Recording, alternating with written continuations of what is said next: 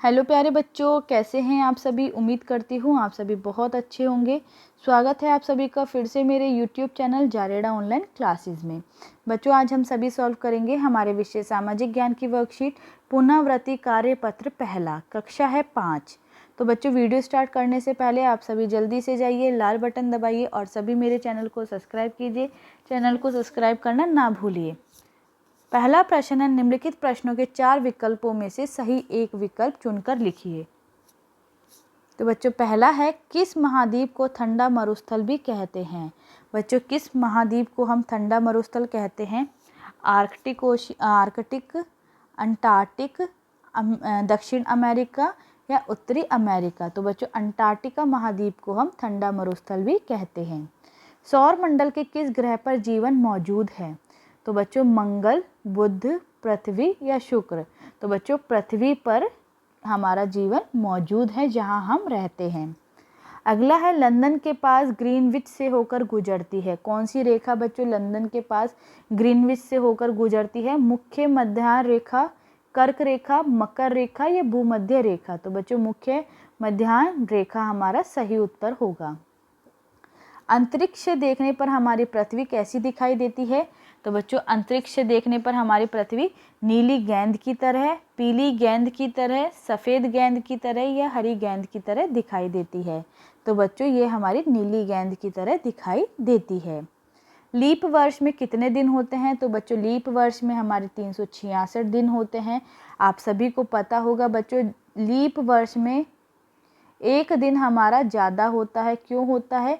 क्योंकि बच्चों, हमारा फरवरी जो माह होता है उसमें हमारे 29 दिन होते हैं, और जब हमारा लीप वर्ष नहीं होता है तो फरवरी में हमारे 28 दिन ही होते हैं। तो इसलिए 366 दिन होते हैं लीप वर्ष में। अगला है, निम्नलिखित वाक्यों को पढ़कर सही के सामने सही तथा गलत के सामने गलत का निशान लिखिए। पृथ्वी अपनी धुरी पर घूमती है, जिससे दिन और रात बनते हैं। बिल्कुल सही है। भूमध्य रेखा 22.5 डिग्री उत्तर पर स्थित है। बिल्कुल गलत है। अक्षांश तथा देशांतर रेखाएं काल्पनिक रेखाएं हैं। बिल्कुल सही। गंगा नदी दिल्ली में बहती है। बिल्कुल गलत बच्चों, यमुना नदी दिल्ली में बहती है। ठीक है।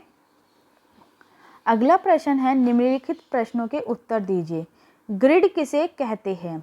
तो बच्चों, ग्रिड किसे कहते हैं। ग्लोब पर अक्षांश और देशांतर रेखाओं के जाल को हम क्या कहते हैं, ग्रिड। ग्लोब किसे कहते हैं। तो बच्चों, पृथ्वी के प्रतिरूप को हम एक ग्लोब कहते हैं। विश्व के महासागरों के नाम लिखिए। बच्चों, विश्व के कितने महासागर हैं, उनके हमें नाम लिखने हैं। प्रशांत महासागर, अटलांटिक महासागर, हिंद महासागर, दक्षिणी महासागर और आर्कटिक महासागर। बच्चों, महासागर कहते किसे हैं। तो बच्चों, पृथ्वी पर सबसे बड़े जल भंडार को हम महासागर कहते हैं।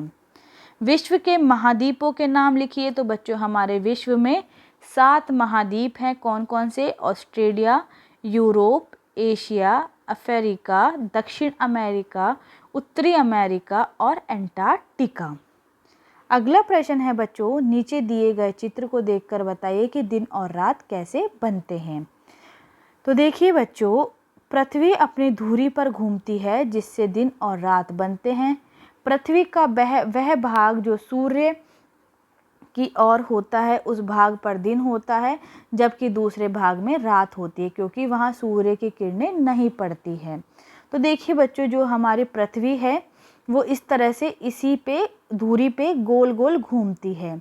जहाँ देखिए सूरज की रोशनी जहाँ आ रही है वहाँ तो दिन होगा, जहाँ सूरज की रोशनी नहीं है वहाँ क्या होगी, रात होगी। ठीक है बच्चों, तो आपको पता चला कि किस तरह से दिन और रात होते हैं। फिर से ये इस तरह से घूमेगी तो ये भाग आगे आ जाएगा, तो यहाँ दिन हो जाएगा, और ये रात, ये भाग यहाँ चले जाएगा तो ये रात हो जाएगी। ठीक है बच्चों, अगला प्रश्न नंबर है वर्णनात्मक प्रश्न। ग्लोब तथा मानचित्र में कोई एक अंतर बताइए। तो बच्चों, पृथ्वी का एक नमूना होता है, जबकि मानचित्र सपाट पृष्ठ पर संपूर्ण पृथ्वी या उसके भाग का चित्र होता है। भूमध्य रेखा के पास के स्थान गर्म होते हैं, क्यों। बच्चों, भूमध्य जो रेखा होती है उसके आसपास के जो जगह होती है वो गर्म क्यों होती है। क्योंकि बच्चों, जो सूरज की जो किरणें होती है वो सीधे इसी पे पड़ती है। ठीक है।